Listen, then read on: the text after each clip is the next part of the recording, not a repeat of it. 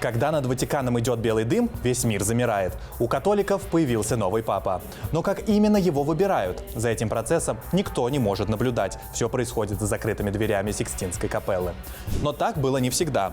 В 1271 году кардиналы не могли выбрать папу почти 3 года. Местные жители не выдержали. Они сняли крышу зала и сократили поставки еды. Кардиналы поставили палатки, чтобы укрыться от дождя, и ввели правила. Священники изолировались от других людей до тех пор, пока не выберут нового понтифика. Так появился конклав, что от латинского означает «под ключом».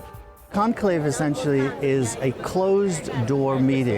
– это, по сути, заседание за закрытыми дверями, на котором кардиналы Римско-католической церкви в возрасте до 80 лет выбирают нового папу из числа самих себя. Чтобы попасть на конклав, нужно быть кардиналом и младше 80 лет. Именно из этих людей, находящихся в Сикстинской капелле, выбирают понтифика 2/3 голосов.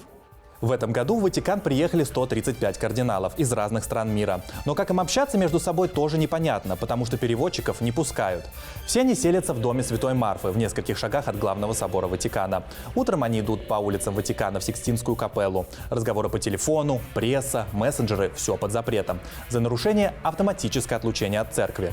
После слов «экстра омнес» – все вон, двери запираются на ключ. Однако довольно много известно о том, как проходят эти встречи на самом деле. Внутри все происходит так. Каждый кардинал пишет имя кандидата на специальном бюллетене. Там по латыни написано что-то вроде «Я выбираю папой» и дальше фамилия. Кардинал обязан писать от руки, но так, чтобы почерк было трудно узнать. Потом бюллетени собирают, подсчитывают. Если нужное количество голосов набрано, у церкви есть новый папа. Если нет, голосуют снова. Кардиналы – это главные помощники папы. Их выбирает сам папа из числа опытных священников. Они управляют важными храмами, помогают принимать решения в Ватикане и представляют католическую церковь в разных странах. Теоретически, папой римским может стать любой мужчина, крещенный в римской католической церкви. Кого вы бы хотели видеть папой римским? Есть ли у вас кто-то на примете? Папой римским? Я бы хотел быть папой. Это был бы мой выбор номер 1. Но это вряд ли получится. С XIV века понтификами избирают исключительно кардиналов. И вот основные претенденты на папское кресло.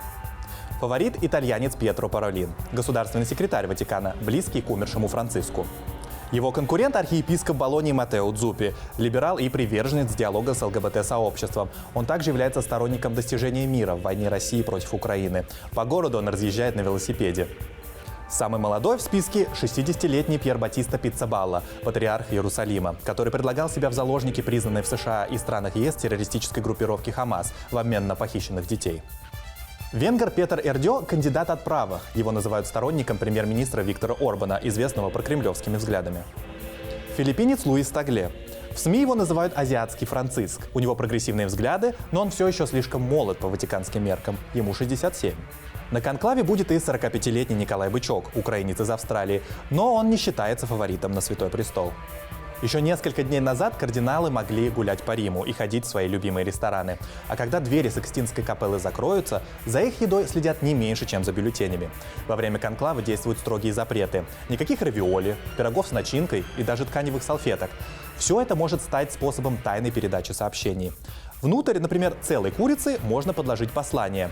Блюда проверяют дегустаторы, подают их через специальное окно в стене, а за кухней круглосуточно дежурит охрана.